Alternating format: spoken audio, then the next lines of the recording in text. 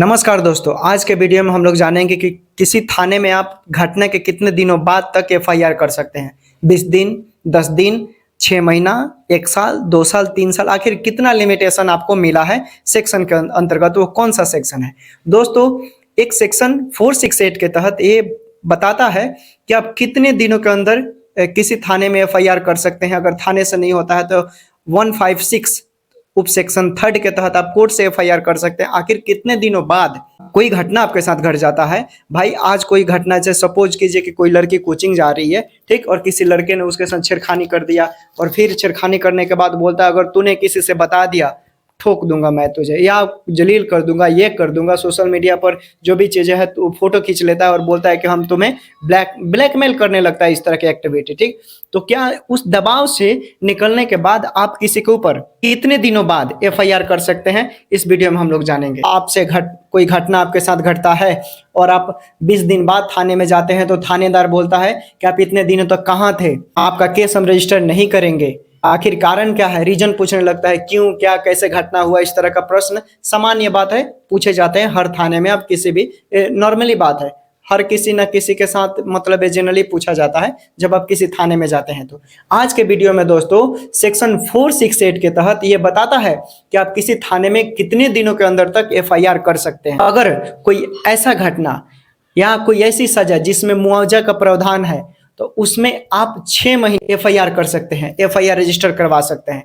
यानी कोई ऐसा सेक्शन जिसमें मुआवजा का प्रावधान मिलता हो, ठीक ना, मुआवजा से रिलेटेड जिसमें सजा भी मिलता हो, तो उसके तहत आप 6 महीने के अंदर आप किसी के ऊपर भी केस कर सकते हैं घटना से लेकर। ठीक, दूसरा कोई ऐसा सेक्शन जिसमें किसी के ऊपर 1 साल से ज्यादा परंतु 3 साल से कम सजा का प्रावधान मिलता है किसी घटना में, या कोई ऐसा सेक्शन जिसमें 1 साल से ज्यादा 3 साल से कम के सजा का प्रावधान है, तो उस कंडीशन में, वैसे केसेस में जो घटनाएं घटित होती है, तो उसके अंतर्गत आप 3 साल, 1 साल से लेकर 3 साल के अंदर के बीच में आप किसी भी थाने में एफआईआर रजिस्टर करवा सकते हैं जहां से आप बिलोंग करते हैं। अगर वहां से नहीं होता है तो आप कोर्ट से करवा सकते हैं। दोस्तों, कोई ऐसा सेक्शन जिसमें 3 साल से ज्यादा सजा का प्रावधान है, कोई ऐसा सेक्शन जिसमें 3 साल से ज्यादा सजा का प्रावधान है, उसमें आप कहीं भी किसी भी थाने में आप जहां पर घटनाएं घटित होती है नजदीकी थाने में एफआईआर करा सकते हैं। अगर वहां से नहीं होता है इस तरह का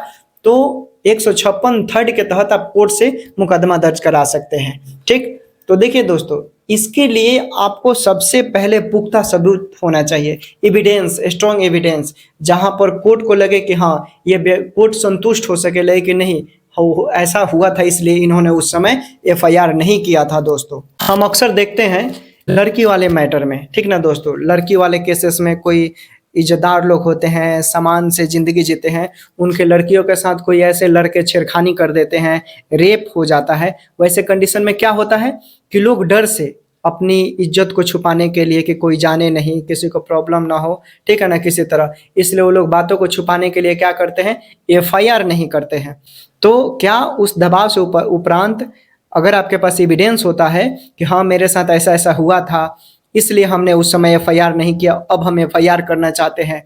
कभी नॉर्मल बोलचाल जैसे डेली लाइफ में देखते होंगे कि कोई लड़की कोचिंग जा रही है, ठीक है, और किसी ने उसका क्या किया, जैसे वो लड़की 18+ हो, ठीक है ना, मैं कम उम्र की बात नहीं कर रहा हूँ, मतलब कोई 18+, 18 साल की ज़्यादा की लड़की है, और कोई लड़का उसको रास्ते में रोक कर उसके साथ बदतमीजी करने लगा, छेड़खानी करने लगा, और फिर उसने क्या किया, उसको फोर्सफुली बोला कि अगर तुमने किसी से बोला तो हम ये वो ऐसा कर देंगे। तो उस दबाव के साथ अगर उसका एविडेंस लड़की के पास हो जाता है तो आप जाकर बाद में भी 20 दिन, 25 दिन, 30 दिन बाद भी एफआईआर कर सकते हैं।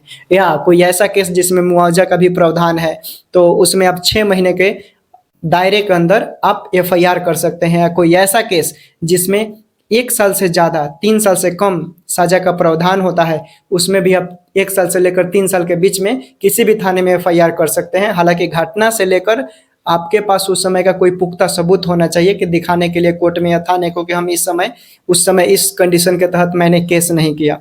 तो ये दोस्तों, उम्मीद करते हैं वीडियो आपको अच्छा लगा होगा जानकर, क्योंकि ये आपके अधिकार है। अक्सर देखने को मिलता है कि हम किसी भी कहीं भी रहते हैं, किसी भी आसपास के थाने के नज़दीक आप होंगे, कोई आपके साथ ऐसा घटनाएं घट जाता है जो कोई फोर्सफुली बोलता है लोग केस मत करी हो, केस मत करना, ठीक है ना, इस तरह की आवाज़ें आपको सुनने को मिलता है।